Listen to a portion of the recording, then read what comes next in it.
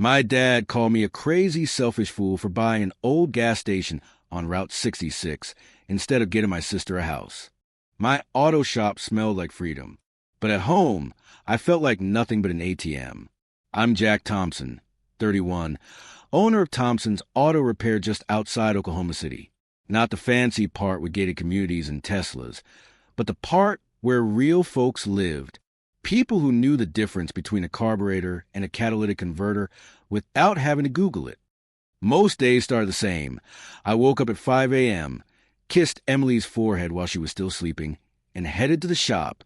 Emily worked as a waitress at Rosie's Diner, one of those roadside places where truckers knew they could get decent coffee and a slice of pie that tasted like someone's grandmother made it.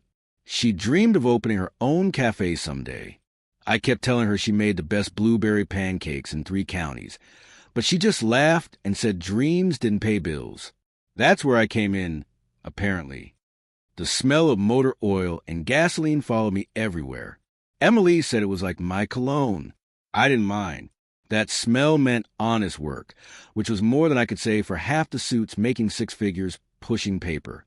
My hands were always stained black around the fingernails, no matter how much I scrubbed them. Emily stopped complaining years ago. When I wasn't wrenching on engines, I listened to my old Walkman. The thing was ancient, but still worked better than half the junk they make today. I had a collection of Nirvana tapes from when I was a teenager, mixed with some Frank Sinatra that reminded me of my grandpa Fred, Kurt and Frank. 2 guys who couldn't be more different, but both knew exactly who they were. I thought I was building a life. But some days, I felt like I was just funding everyone else's dreams while mine sat in the garage collecting dust. That Sunday meant family dinner at my parents' place. Emily begged off a migraine, but we both knew she just couldn't handle another evening of barely disguised manipulation. Smart woman. The moment I pulled up to the faded ranch house I grew up in, my stomach tightened. Mom's Ford Taurus with the peeling paint sat in the driveway next to Lisa's newer Honda CR-V that I helped pay for last year when her ex disappeared to Florida with his secretary. The smell hit me when I walked in. Overcooked turkey, cheap Budweiser, and Pine Sol. Mom hugged me too tight.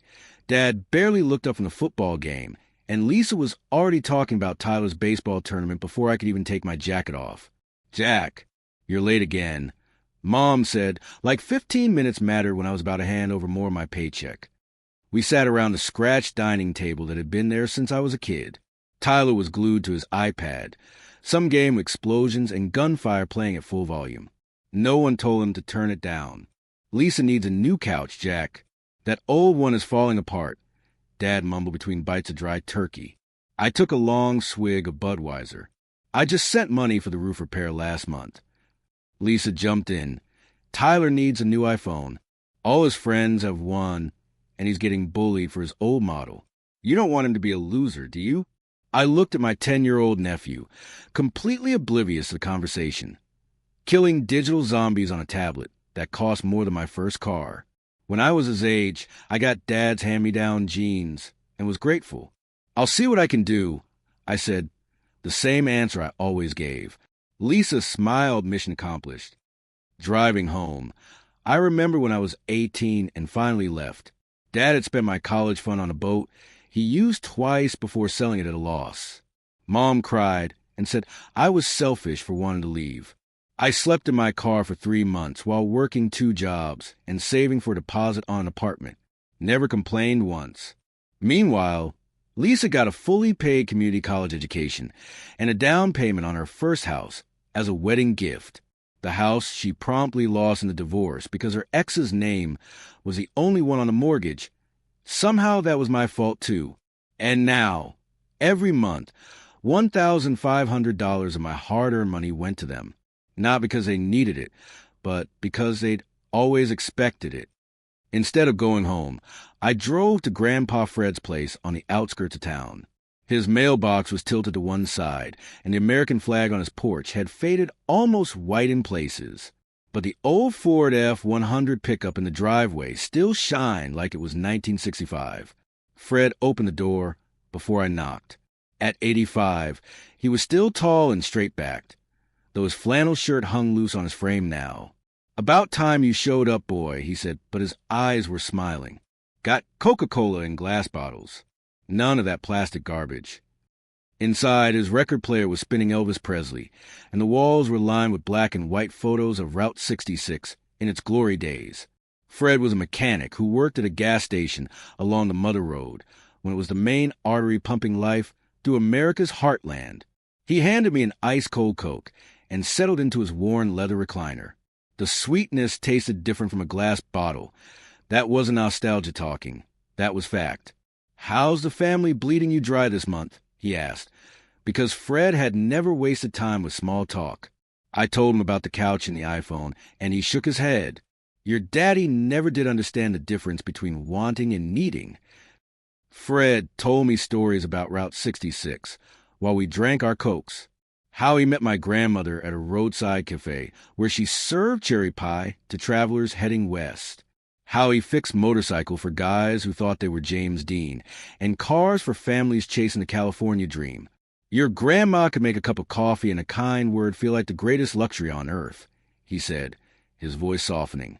"We didn't have much, but folks remembered us. That meant something back then." The stories washed over me like a cleansing rain after the toxic family dinner. Fred never asked me for a dime. Never had. "Got something to show you," Fred said suddenly. Standing up, "Let's take the old girl for a spin." We climbed into his meticulously maintained Ford F-100. The engine purred like a big cat, and the bench seat had that worn leather smell that no air freshener could replicate. Fred drove us out of town, past fields and farmhouses, until we turned onto what used to be part of the old Route 66. "Not many remember this stretch anymore," he said as we pulled up to an abandoned gas station. The sign was rusted, the windows cracked, weeds growing through the concrete. But Fred looked at it like it was a palace. This was it, Jackie boy, heart and soul of Route 66 right here. We got out, and Fred walked around the property with surprising energy.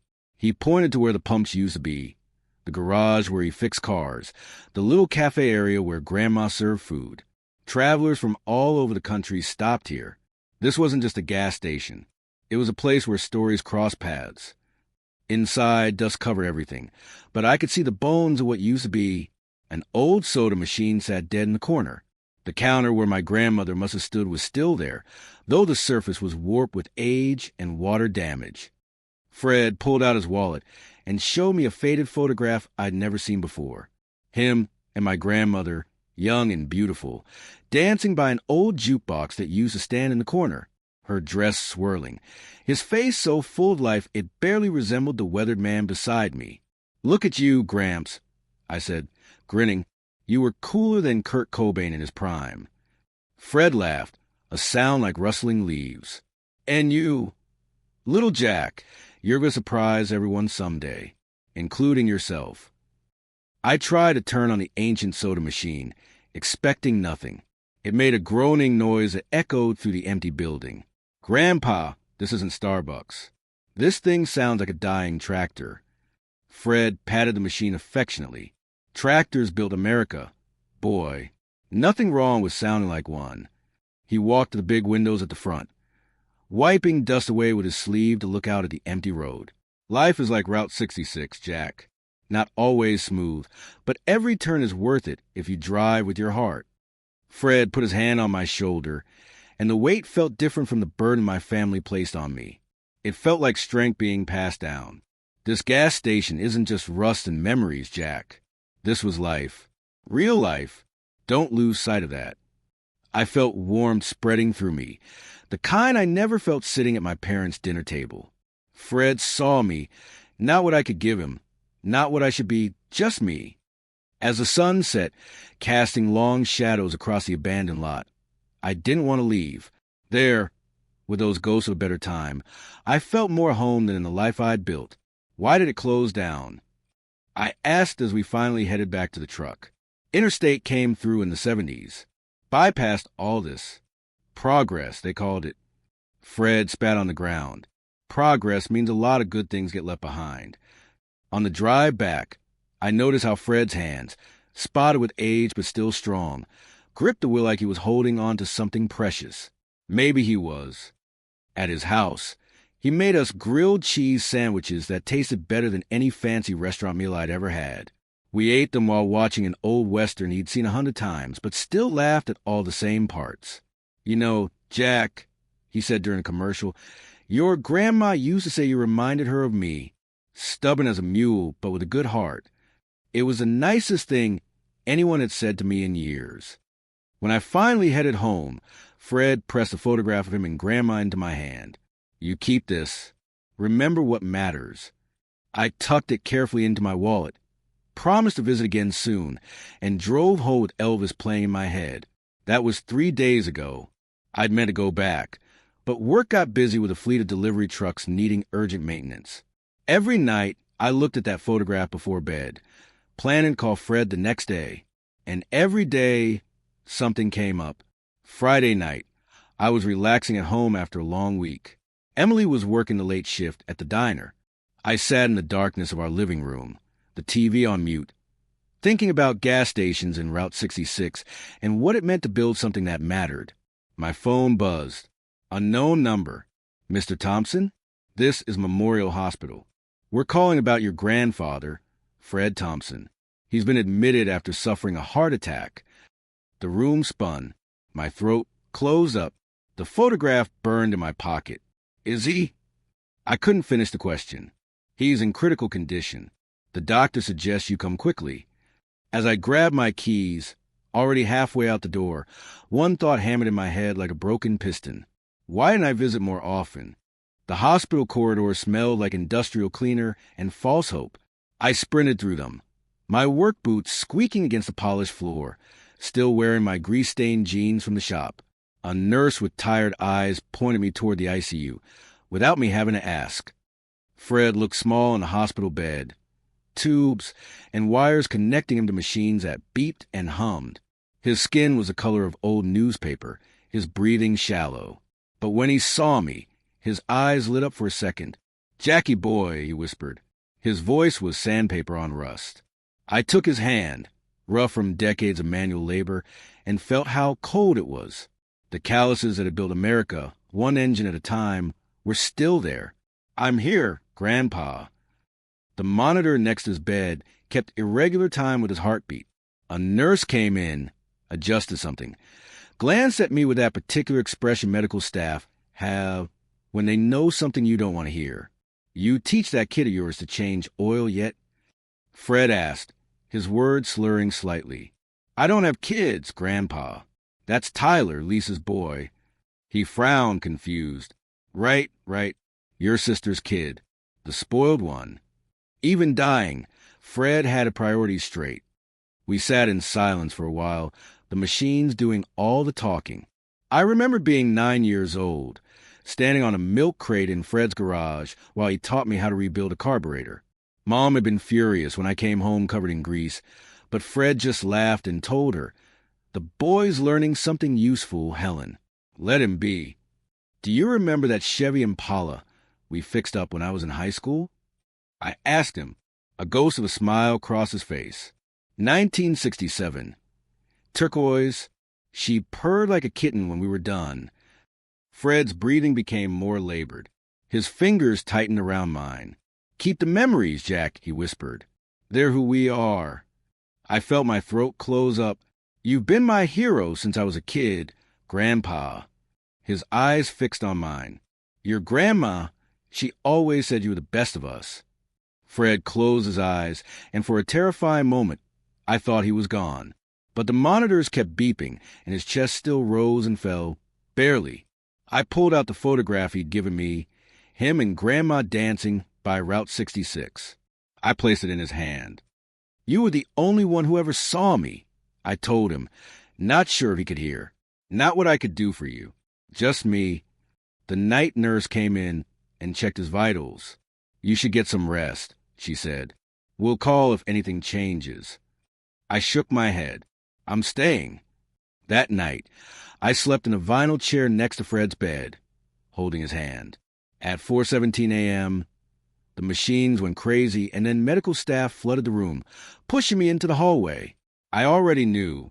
Fred had taken his final drive down Route 66. The funeral was small, a handful of Fred's old friends, my parents, Lisa and Tyler, Emily and me. My father stood stiffly in a suit he'd last worn to Lisa's wedding, checking his watch every few minutes. Mom dabbed at dry eyes with a tissue. Lisa kept Tyler distracted with his phone. I stood alone by the casket, looking at Fred's peaceful face. He was wearing his favorite flannel shirt under his suit jacket. I'd insisted on that. A small American flag was pinned to his lapel. "See you down the road, Grandpa," I whispered, placing the Route 66 photo in the casket. It felt right that he and Grandma would be together again. A week later, I sat in the office of Fred's lawyer, a man named Harkins with wire-rimmed glasses and a bow tie. Emily squeezed my hand as he read the will. "To my grandson, Jack Thompson, I leave the sum of $50,000, my record collection, including my Elvis records and my vintage record player. May the music remind you that life should have a soundtrack." I swallowed hard. Fred's records were priceless to me, worth far more than the money. "To my granddaughter, Lisa Thompson Walker, I leave the sum of $50,000. Lisa, sitting across from me, immediately started mental shopping. I could practically see the dollar signs in her eyes. Harkins continued, "I also leave my 1965 Ford F-100 pickup truck to Jack, who will appreciate its soul. Everything else is to be liquidated and divided equally between Jack and Lisa." Fred didn't have much else. His house and its contents would maybe bring another $20,000 each after the bank took its share. Lisa cornered me in the parking lot afterward. "What are you going to do with your money?" she asked, already scrolling through her phone at SUV listings. "I don't know yet," I told her honestly. 3 days later, she pulled up to my house in a brand new Jeep Grand Cherokee, honking until I came outside. "What do you think?" she grinned, running her hand along the shiny black paint. "Tyler needs to roll in style.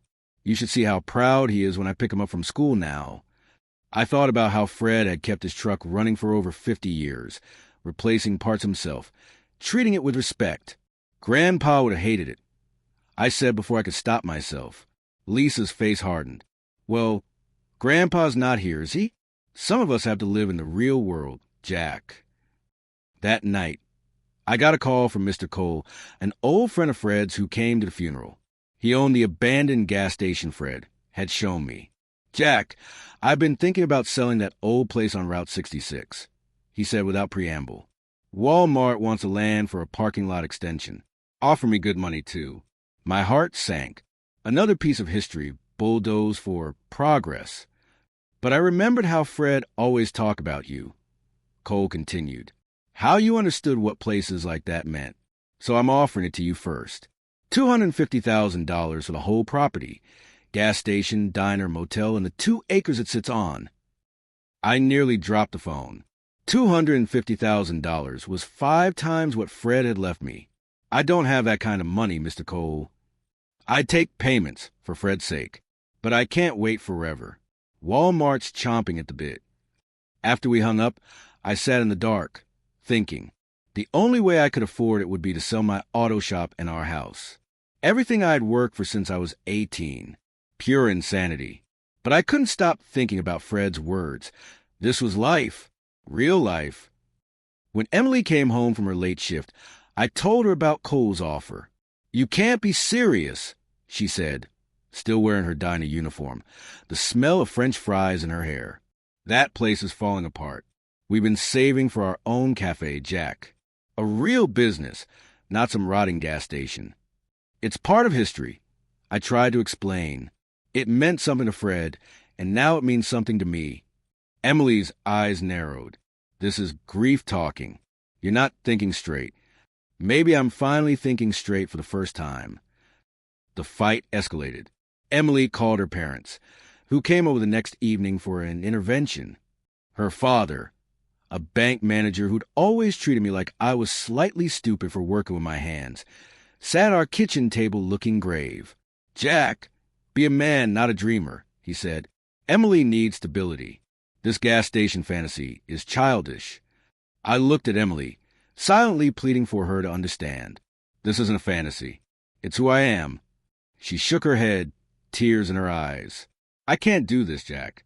I can't start over in some decrepit motel with no future. The next morning, she was gone. A note on the kitchen counter. I need stability. I'm sorry. 5 years together ended just like that.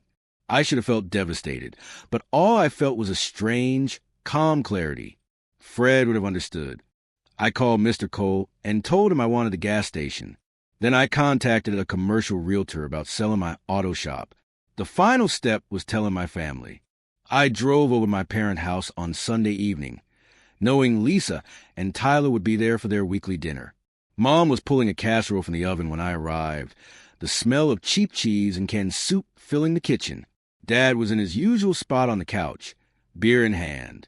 When everyone was settled around the dining table, picking at their food, I cleared my throat. I've decided to sell the auto shop. Dad put down his beer. What? Why would you do something so stupid? I took a deep breath. I'm buying the old gas station on Route 66 that Grandpa Fred used to work at. The silence was like the moment before a tornado hits. Then all hell broke loose. You selfish idiot. Dad shouted, "Your sister needs a house. You have responsibilities." Mom started crying. "After everything we've done for you." Lisa was the worst. "You're wasting Grandpa's money on a rotting building? Tyler needs braces, and I've got bills." I stood up slowly. "I've been sending you money for years.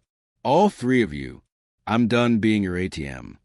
Dad's face turned purple. "You ungrateful little, you're no son of mine." I walked out, their shouts following me to the car. As I drove away, I felt something breaking inside me, but also something stronger taking its place. That night, in my empty house, Emily had taken most of the furniture. I put Fred's record player on the floor and played Blue Suede Shoes. The scratchy vinyl filled the barren rooms with Elvis's voice. "Grandpa, I'm not giving up," I said to the empty house. "I don't care what they say." Over the next 2 weeks, everything moved quickly. My auto shop sold for $180,000, less than I'd hoped, but enough. The house went for another $120,000. I signed the papers for the gas station property, feeling a mixture of terror and exhilaration. The night I got the keys, rain was coming down in sheets. The realtor handed them over with a look of pity, like he was watching a man throw his life away.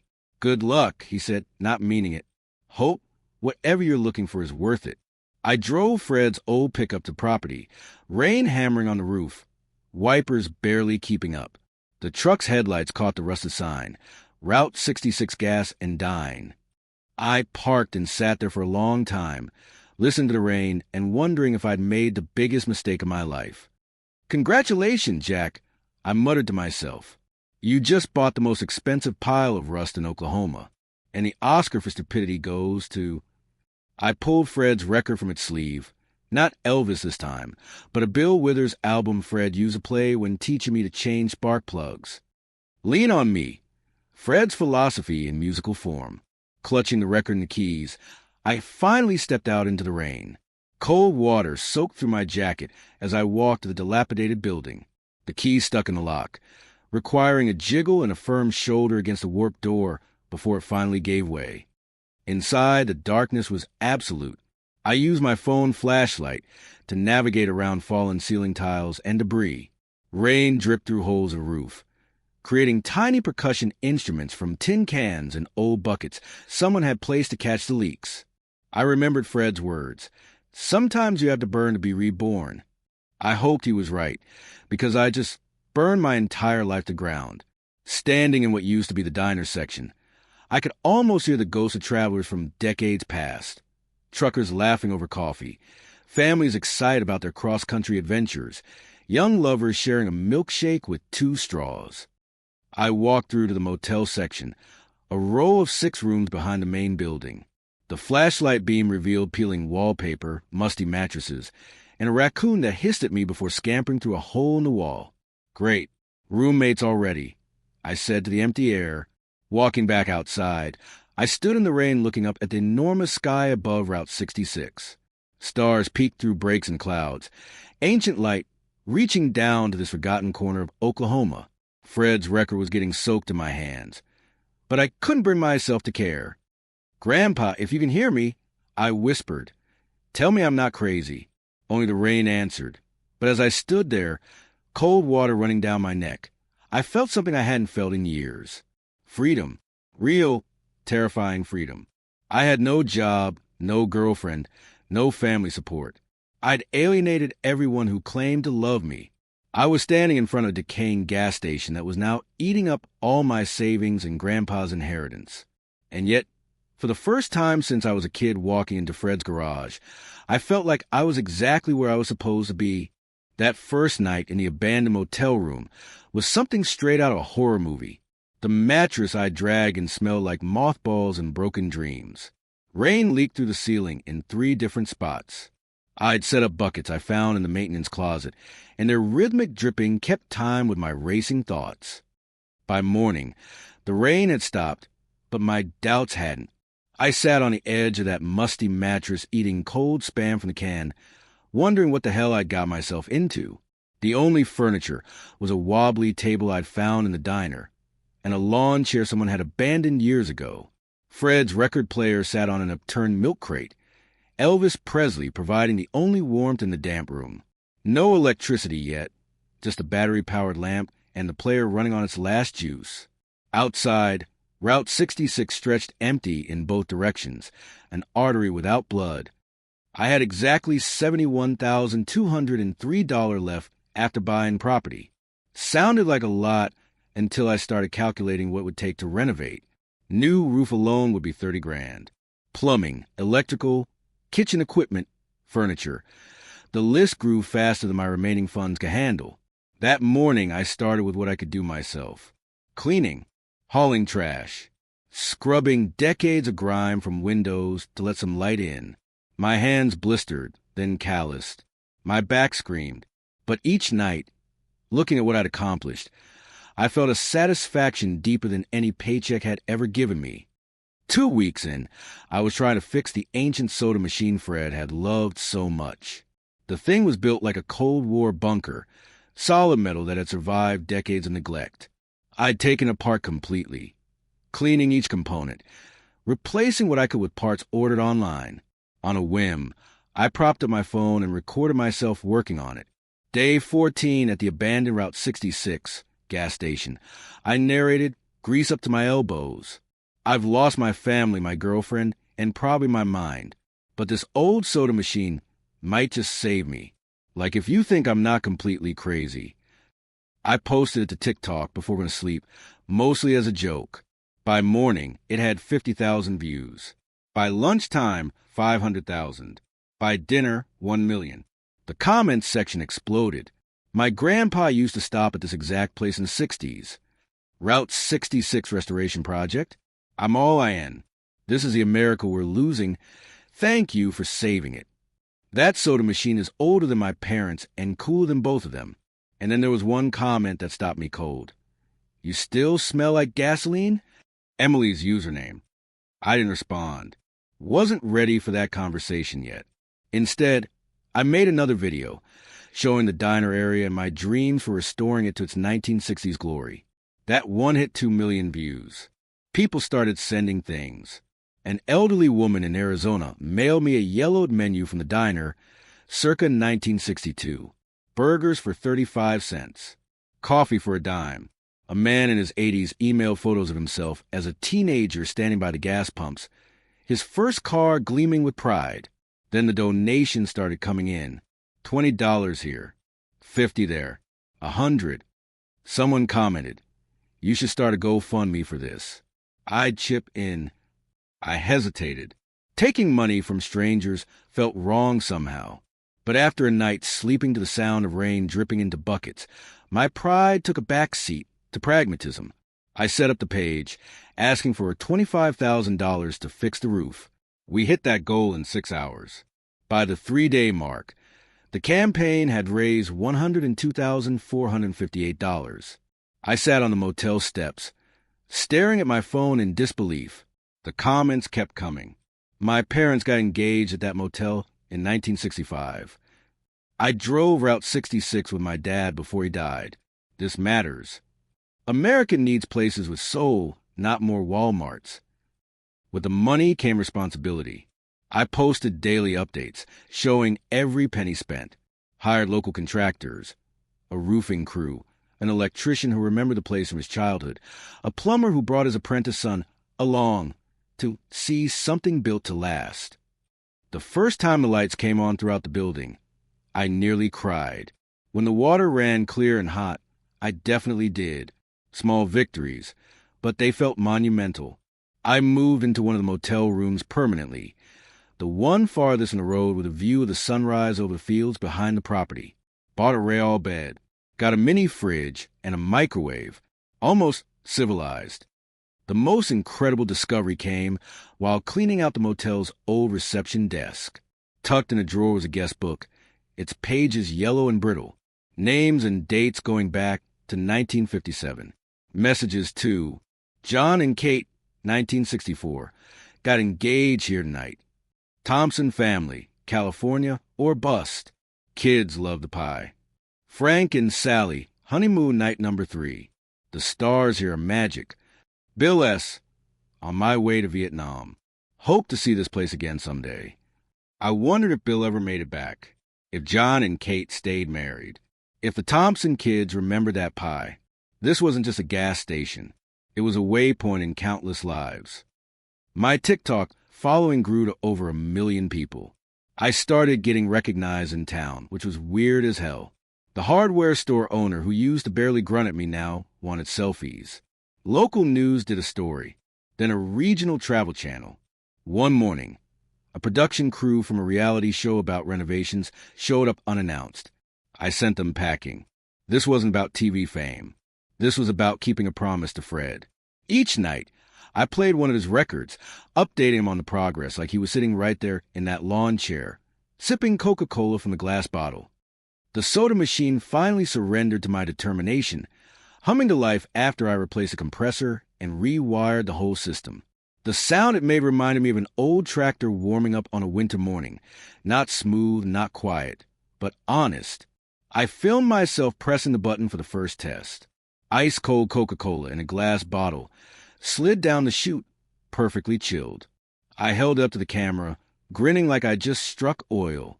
Grandpa Fred used to say tractors built America. I told my audience, this old machine sounds like one, and I wouldn't have it any other way. That video hit 10 million views. 3 months in, the roof was fixed, the electrical and plumbing updated, and the diner area was taking shape. I'd found original-style red vinyl booths from a restaurant that was closing in Tulsa, installed a vintage jukebox that actually worked, loaded with Elvis, Beach Boys, and all the hits from the 50s and 60s. The gas pumps were next, not functional, but restored to their retro glory. I wanted drivers to pull in even if they didn't need fuel, just to feel like they'd traveled back in time. One evening, while trying to get the ancient refrigerator in the diner kitchen running, it made a sound like a dying whale. This thing is groaning like it's auditioning for a role in Transformers, I muttered, filming the process of my now daily updates. Comments poured with advice from vintage appliance enthusiasts, retired repairmen, and random people who just enjoyed watching me suffer through the restoration. One comment caught my eye. Mabel's Diner in Springfield still has that exact model running. Talk to Joe the cook. I actually drove the 3 hours to Springfield the next day. Joe, a 70-year-old with forearms like Popeye and a vocabulary that would make a sailor blush, showed me every trick to keeping that refrigerator model alive. By the time I left, I had a new friend and the knowledge to resurrect my own kitchen dinosaur. The menu planning was next. I wanted food that honored the original diner, but wouldn't disappoint modern palates. Classic burgers and malts, for sure, but also vegetarian options and locally sourced ingredients when possible. The balance between nostalgia and reality was tricky. I hired a local chef who'd recently lost his job when a chain restaurant bought out the family place he'd worked at for 20 years. Malcolm was in his 50s, with a gray ponytail and strong opinions about proper pie crust. We spent evenings experimenting in the newly renovated kitchen, arguing about whether adding rosemary to the fries was sacrilege or genius. The motel rooms were my favorite transformation. Each of the 6 rooms got a theme based on a decade of Route 60 LXS history. The 1950s room had a black and white TV, actually a modern flat screen in disguise, and vintage car advertisements framed on the walls. The 1960s room featured psychedelic colors and a record player, and so on through the decades. I found local artists to paint murals on each door, showing scenes from that room's era. The detail work took months, but the results were magical. The first time I walked a row of finished rooms, I felt Fred's presence so strongly I half expected to see him leaning against the wall, nodding approval. "Dreams keep you going at night," Fred used to tell me, "but memories keep you going during the day." I finally understood what he meant. This place was built on both dreams of what it could be again and memories of what it had once been. The combination was more powerful than either alone. The financial reality remained challenging. Even with the GoFundMe money, I was running on fumes by the 6-month mark. I'd poured every cent into the renovation, leaving barely enough for ramen noodles and coffee. But then, something unexpected happened. A production company contacted me about using the gas station for a scene in a movie about Route 66. The location fee they offered would cover my expenses for another 2 months. After them, a vintage car club asked to hold their annual gathering in my parking lot. Then a travel magazine wanted to do a feature. Suddenly, I had income without even being open for business yet. People were paying to be part of the resurrection story.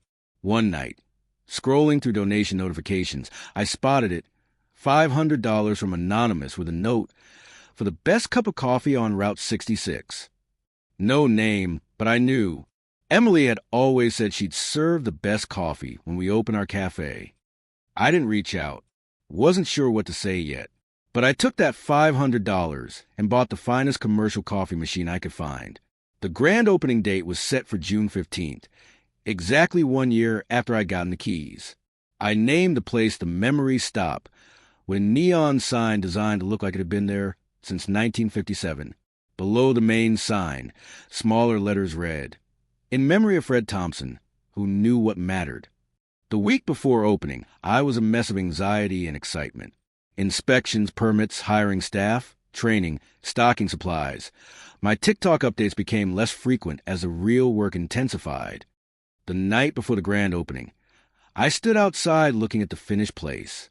The neon sign glowed against the darkening sky, casting a warm red and blue light across the freshly paved parking lot.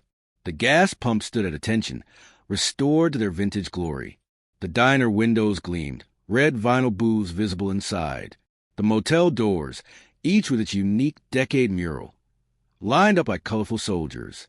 From abandoned rust bucket to gleaming time capsule in 1 year. I pulled out my phone for one final pre-opening TikTok update. As I was recording my thoughts, headlights appeared on Route 66, slowing as they approached. A familiar car pulled into the lot, parking under the glow of the neon. Emily stepped out, looking both nervous and determined.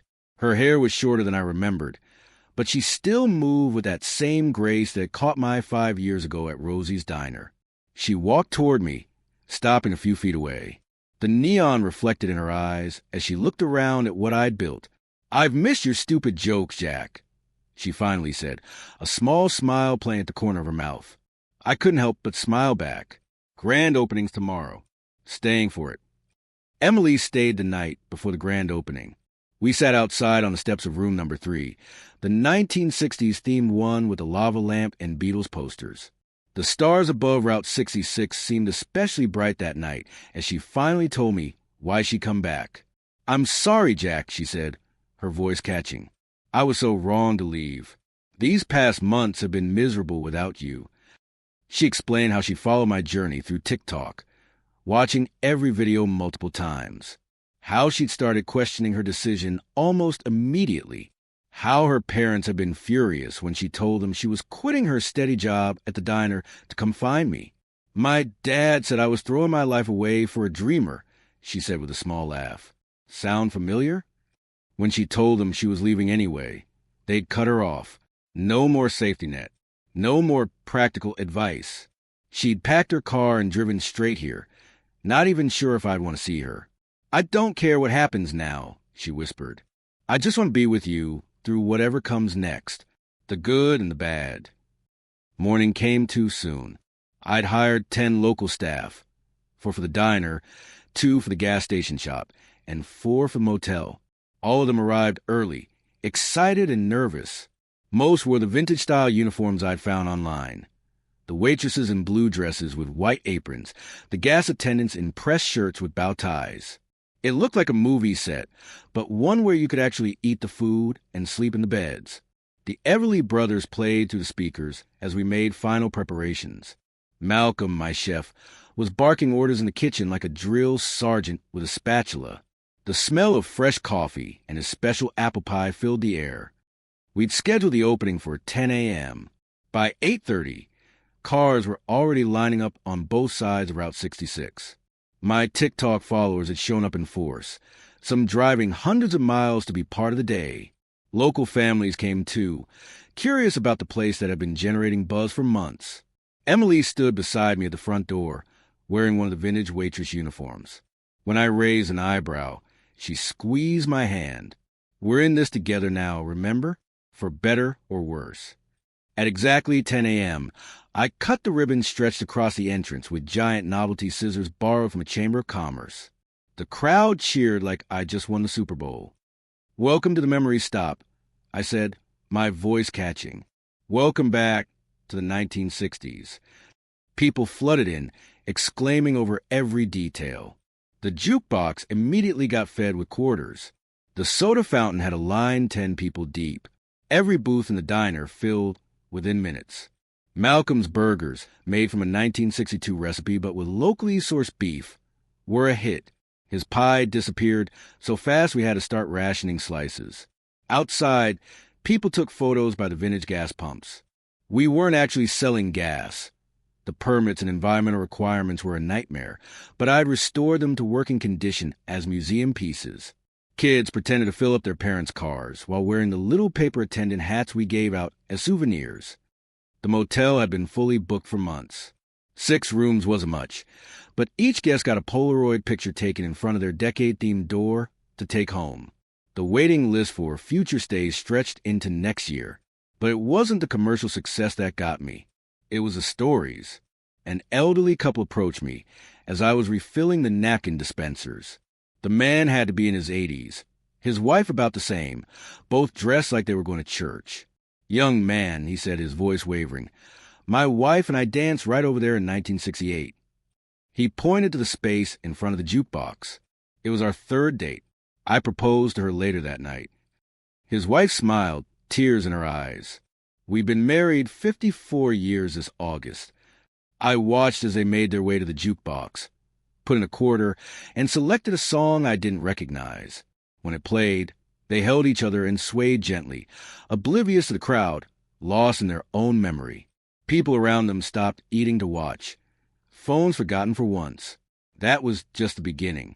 A woman in her 50s showed me a photo of her father standing by one of the gas pumps in a military uniform. "He shipped out to Vietnam the next day," she told me. "He always talked about this place. He didn't make it back, but I know he'd be happy to see it alive again." A teenage girl spent 20 minutes taking selfies by the neon sign. When I walked past, she grabbed my arm. "This is so much cooler than Instagram filters," she exclaimed. "It's like actually real, you know?" I did know. That was the whole point. By mid-afternoon, we had a line stretching down the highway. The local police had to direct traffic. Emily moved like a dream between tables, remembering names, taking orders, treating each guest like they were the most important person there. Watching her, I remembered why I'd fallen for her in the first place, and why I'd been so quick to forgive her. Some connections just can't be broken. The diner had to close briefly at 4 p.m. just to restock. Malcolm was sweating through his chef's coat, but grinning ear to ear. "Jack, we're out of everything but attitude," he announced. "I've never cooked so many burgers in my life." We reopened at 5 p.m. and stayed busy until midnight. The last customers finally left around 1 a.m., but only because we practically pushed them out the door. After everyone was gone, the staff and I collapsed in the diner booths, exhausted but riding high on adrenaline and success. I'd laid in a case of champagne, hoping we'd have something to celebrate. We did. To the memory stop, I toasted, raising my glass. And to Fred, who knew what mattered, Emily raised her glass and added softly, and to second chances. Our eyes met over the rims of our champagne flutes, and in that moment, I knew we were going to be okay. Better than okay. The success of opening day wasn't a fluke. The crowds kept coming day after day. We had to hire more staff, extend our hours, and finally implement a reservation system for the diner after a minor riot almost broke out over the last slice of Malcolm's banana cream pie. 2 weeks in, a local TV crew showed up to do a story. The reporter, a woman with hair stiff enough to withstand a tornado, kept referring to me as the TikTok sensation who revived Route 66. The story made the state news, then got picked up by a national travel show. Suddenly I was doing interviews with magazines and podcasts. A production company wanted to feature the Memory Stop in a documentary about American roadside attractions. Tour buses added us as a regular stop. Emily and I worked side by side through it all. The long days blended into longer nights, but we hardly noticed the exhaustion. We'd found our rhythm, working together as if we'd been doing it for years. She took over managing the diner, while I handled the motel and promotions. At night, we'd collapse in a bed in the little room behind the office, too tired to do much more than hold each other before sleep took us. For months after opening, we had our first official financial review. The numbers were staggering. At the current rate, we'd make over $1.2 million in the first year. After expenses, that was still a healthy profit. We should get a real place to live, Emily said one night as we looked over books. Something small with a view of the highway. I love this place, but I'd like a little separation between home and work. I nodded, understanding completely. As magical as a memory stop was, living where you worked had its challenges. Tourists were constantly trying to peek into our private space, and the lack of separation made it hard to ever truly relax. A month later, we found a little craftsman-style house just a mile down Route 66. It needed work. What didn't? But it had good bones and a front porch perfect for watching sunsets. We moved in together, turning one of the spare bedrooms into a shrine for Fred's record collection and memorabilia. The first night in our new home, Emily opened a bottle of wine and curled up next to me on our second-hand couch. "Remember when my parents said you were just a dreamer?" she asked. "That I needed stability?" I nodded. The memory's still a little painful. "This feels more stable than anything I've ever had," she said, gesturing around us. Because we built it together, the Memory Stop became more than just a business. It turned into a community hub. We hosted classic car meetups, swing dance nights, and outdoor movie screening projected onto the side of the motel. Local kids came by after school for malts and free Wi-Fi. Travelers planning Route 66 road trips made it a mandatory stop. Malcolm expanded the menu, but always within the boundaries of what might have existed in the diner's heyday. When a tourist in designer sunglasses asked for a vegan burger, Malcolm emerged from the kitchen, spatula in hand. "Sir," he said with deadly seriousness, "in the 1960s, the only vegans were cows." The man looked shocked, then burst out laughing. He ordered the house special instead. Emily started her coffee program, sourcing beans from small American roasters and brewing them in ways that honored both tradition and modern tastes. Her coffee became so popular that we added a small roastery in what used to be the gas station's garage. The Memory Stop blend sold out every week, with orders coming in from all 50 states. "Looks like we both got our dreams," she told me one morning as we watched the sunrise from our porch. "Your gas station and my cafe, all rolled into one."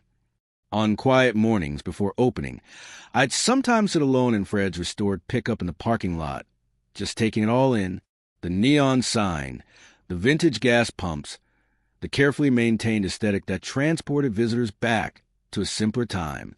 Fred used to say, "Don't be afraid of falling. Be afraid of not trying." I had tried, and somehow it had worked. 9 months after opening, a film crew from a major streaming service arrived to shoot part of a documentary series about American highways. They spent 3 days filming every corner of the Memory Stop, interviewing me, Emily, Malcolm, and dozens of customers. The director, a woman with intense eyes and a New York accent, grabbed my arm on their last day. "What you've done here is important," she said. "You've saved more than a building. You preserved a feeling. That's rare." When the series aired 2 months later, our website crashed from the traffic. The motel was booked solid for the next 18 months. Emily and I had to implement a lottery system for reservations. One evening, after a particularly busy day, Emily found me in the diner after closing. The place was empty, chairs up on tables, but the jukebox still played softly in the corner. "Surfing USA by the Beach Boys." She had something behind her back. "Remember how this all started?" she asked, pulling out one of Fred's records, the Bill Withers album I brought with me the night I got the keys. She put it on the portable record player we kept behind the counter.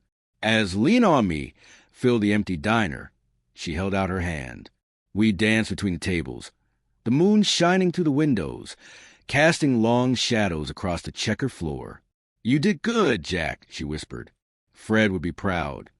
I thought about how much had changed in a year, how I'd lost everything that had seemed important, my business, my house, my family's approval, and how I gained something that couldn't be measured in dollars. Route 66 saved me as much as I saved it. I told her, "And you saved me by coming back." She smiled, resting her head on my shoulder as we swayed to the music. I was always coming back. I just needed time to realize where I belonged. We closed the diner at 10 p.m. every night. But that evening, around 9:45, the bell above the door jingled. I looked up, ready to tell the newcomers we were about to close. The words died in my throat. Lisa stood in the doorway, my 10-year-old nephew Tyler beside her. He wore a Marvel t-shirt and looked around the diner with wide-eyed wonder. Lisa looked thin, tired, and deeply uncomfortable. Tyler spotted me first. "Uncle Jack!" he yelled, running across the diner and crashing into me with a hug that nearly knocked me over. "This place is awesome. Is that a real jukebox? Can I play it? Do you have any video games? Can I stay in the motel?" I laughed, ruffling his hair. "Slow down, buddy. One question at a time." Over his head, I met Lisa's eyes. She looked down, then forced herself to look back up. "Jack, we need to talk," she said quietly. Emily appeared from the kitchen, sensing the tension. "I'll show Tyler how the jukebox works," she offered, giving me a supportive nod. As Emily led my excited nephew away, Lisa and I stood awkwardly by the door. I hadn't spoken to her or my parents since that disastrous dinner nearly a year ago. No calls, no texts, nothing. It was like I'd been erased from the family. Now here she was, in my diner, looking like she'd rather be anywhere else. "I saw you on TV," she finally said. "That documentary. The whole town's talking about you." I waited, not making it easier for her. "Tyler's been begging to come here for months, ever since he saw your TikTok videos. He thinks you're some kind of celebrity." I glanced over at my nephew, who was happily feeding quarters into jukebox while Emily explained how it worked. The simple joy on his face reminded me of myself at that age, watching Fred work on engines. "Mom and Dad still won't talk about you," Lisa continued. "But I thought maybe—" She trailed off, looking lost. I touched the photograph I kept in my shirt pocket. A different shot of Fred and Grandma dancing by the jukebox, not the one I'd placed in his casket. I'd found this one while sorting through his old albums, tucked between the pages of a vinyl sleeve like a bookmark from another time. What was I supposed to say to the sister who had helped bleed me dry for years, who had taken and taken until there was nothing left, who had called me selfish for following my dream? As Elvis started playing from the jukebox, Tyler's selection, I took a deep breath and wondered what Fred would do. Lisa stood in front of me, the weight of our broken relationship hanging in the air between us. The jukebox played Elvis in the background while Tyler fed it quarters with the enthusiasm only a 10-year-old can muster. Emily kept him occupied, glancing over occasionally to make sure I was okay. "You created something amazing here," Lisa finally said, gesturing around the diner. "I was blind, Jack. Too wrapped up in my own problems to see what you were trying to do." I said nothing, remembering all the years of being her emergency fund, her safety net, Her ATM. Tyler hasn't stopped talking about his famous uncle since he saw you on TV, she continued, her voice growing smaller. He made me drive 2 hours to get here. Just to see the place? I asked, my first words to her in nearly a year.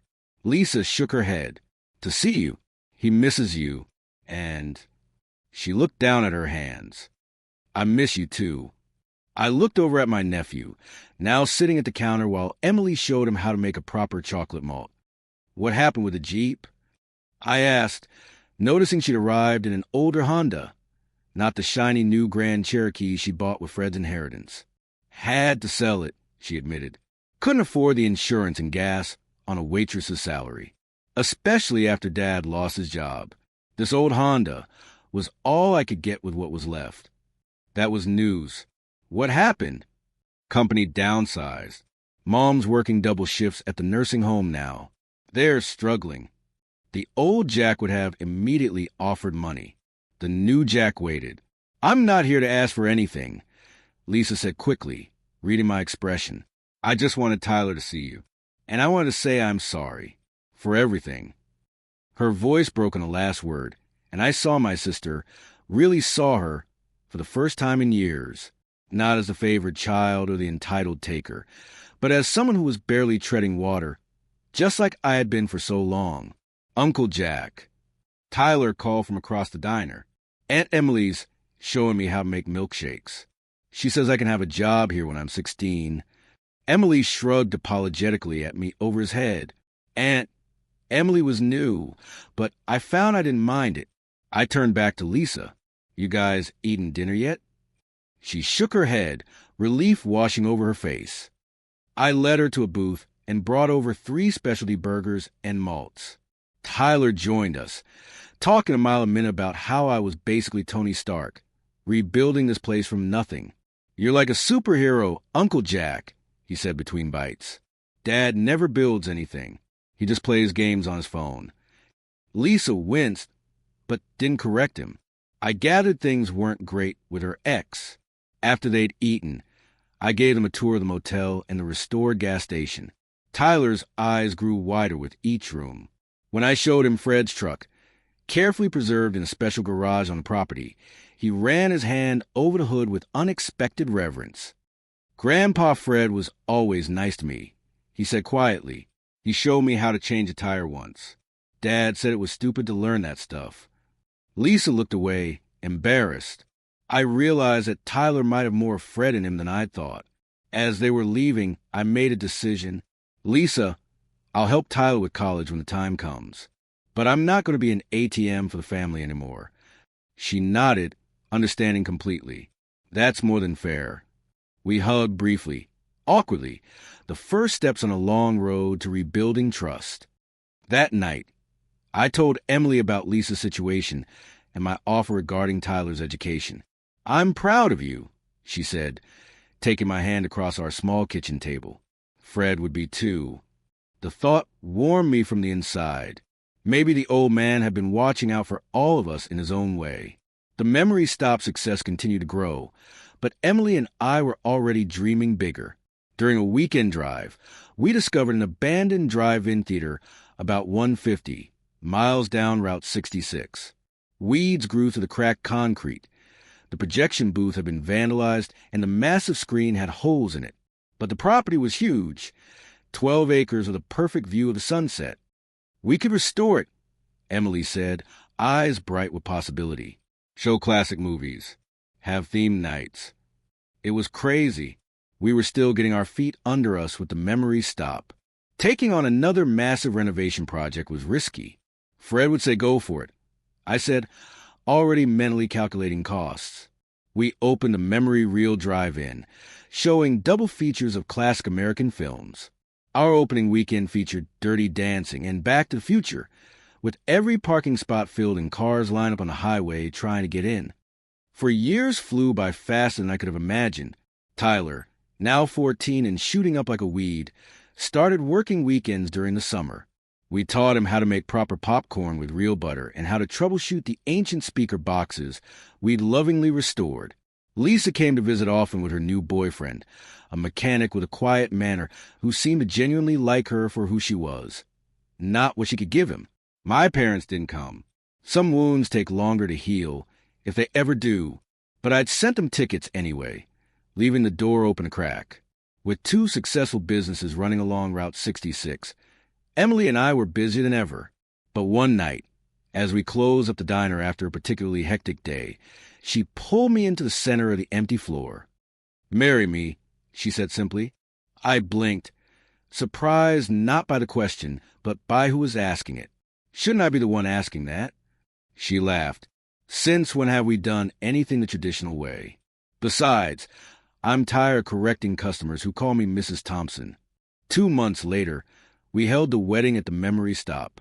The diner was transformed with twinkle lights and vintage decorations. Emily wore a 1950s style dress that made her look like Marilyn Monroe, while I kept it simple with dark jeans and a leather jacket. Our families and friends gathered among the booths and along the counter. Tyler was the ring bearer, proudly carrying the bands on a little red cushion while delivering ice-cold bottles of Coca-Cola to guests. "This is way better than TikTok," he kept telling anyone who would listen.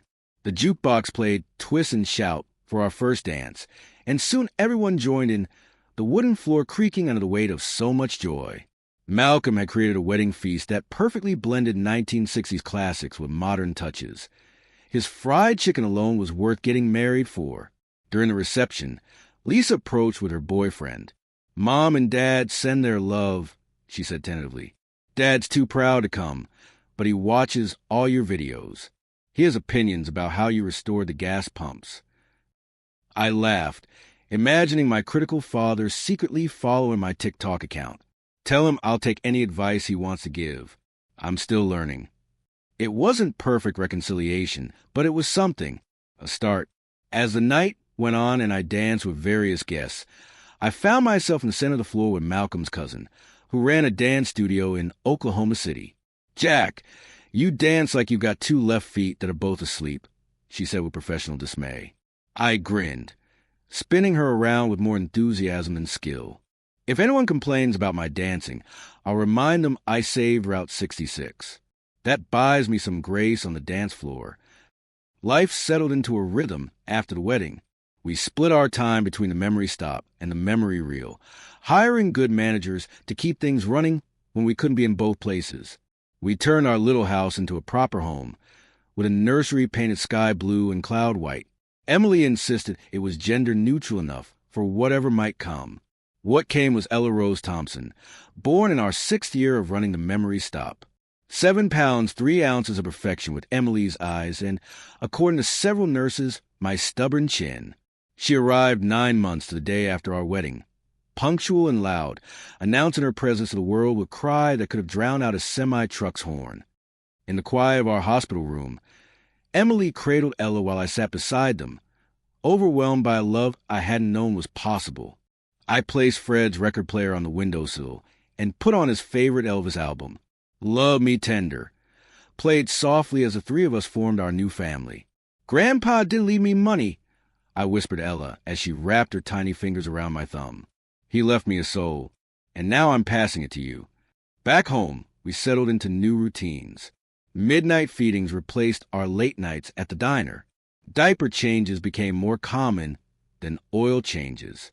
The Memory Stop added a baby corner, where parents could sit with their little ones in a quieter section of the diner. On Ella's first birthday, we brought her to the Memory Stop for a small celebration. Malcolm baked a special smash cake just for her, and she lived up to the concept, getting more frosting in her hair than in her mouth. Tyler, now 16 and getting his learner's permit, hovered over her like a protective big brother. "I'm going to teach her all about cars when she's bigger," he announced. Uncle Jack's already showing me how engines work. Lisa watched him with a mixture of pride and amusement. He's saving up for auto repair school now. No more video game money. I caught her eye and nodded my approval. Some cycles could be broken after all. People often ask me how I did it. How I took a rusted-out gas station and turned it into a thriving business that revitalized a forgotten stretch of Route 66. They want to know the secret, the business strategy, the marketing plan. The truth is simpler and more complicated than that. I tell them what I once told Emily on a quiet night in the diner. People think I saved Route 66, but Route 66 saved me. Both statements are true. The Mother Road gave me purpose when I'd lost everything else. It connected me to Fred and to something larger than myself, the great American story of movement, of seeking, of finding home in unexpected places. Route 66 isn't just asphalt and roadside attractions. It's a living memory, a shared experience that spans generations. When an elderly couple comes into the memory stop and tells me they honeymooned along this road 60 years ago, they're not just sharing a story. They're keeping a piece of America alive. That's what Fred understood. That's what he tried to teach me. That's what I hope to pass on to Ella. These days, I often take her for drives in Fred's old truck. She sits securely in her car seat, watching the world go by through the window, tiny hand reaching for the steering wheel. Sometimes I swear I can see Fred in the rearview mirror, nodding his approval. The memory stop has been featured in travel magazines, TV shows, and documentaries. We've had visitors from all 50 states and 32 countries. There's a 6-month waiting list for the motel rooms. We could expand, build more, grow bigger, but that would miss the point. Fred's gas station was special because it was small, personal, a place where every customer was remembered. We're keeping it that way, even if it means turning people away sometimes. Quality over quantity. Soul over scale. Fred's principles still guide us. Lisa and her boyfriend got married last spring in a simple ceremony at the courthouse. Tyler stood as best man, proud in his first suit. They're building something real now, something honest. She works at the memory reel 3 days a week, managing the concession stand with unexpected skill. Turns out she has a head for business when she's not trying to survive on handouts. My parents finally visited last Christmas. The reunion was quiet, a bit stiff, but genuine. Dad spent an hour examining the gas pumps, pointing out minor flaws in my restoration technique. Coming from him, that was practically a bear hug. Mom held Ella and cried, then pulled me aside to say she was sorry. After nearly 7 years of estrangement, it was a start. As for Emily and me, we're talking about another restoration project, an old bowling alley in a nearby town that's been closed for decades. The vintage lanes and original pin setters are still there, hidden beneath years of dust and neglect. It would be our biggest challenge yet. We're crazy to even consider it. Emily said as we toured the building last week, Ella balanced on my hip. Completely insane, I agreed, already mentally calculating renovation costs. We looked at each other and smiled. We'll probably do it. Every night before bed, I play one of Fred's records for Ella. She's too young to understand the music, but she seems to feel it, bouncing and swaying in that uncoordinated way of toddlers. Emily jokes that she inherited my dancing skills. Sometimes, in the quiet moments after Ella's asleep, Emily and I sit on the porch of our little house, watching the cars pass on Route 66, headlights cutting through the darkness. We don't always need to talk. We've learned the value of shared silence. We built something good, didn't we? Emily asked on one such night. We're still building, I answered, taking her hand. That's the thing about memories. They're never really finished. They grow and change with each retelling. Each new person who becomes part of the story. The memory stop isn't just preserving the past. It's creating new memories every day. Every time someone laughs at the memory stop, I hear Fred's voice. Memories live on as long as we cherish them. And Route 66? She'll never die as long as there are dreamers willing to pull over, get their hands dirty, and remember what matters.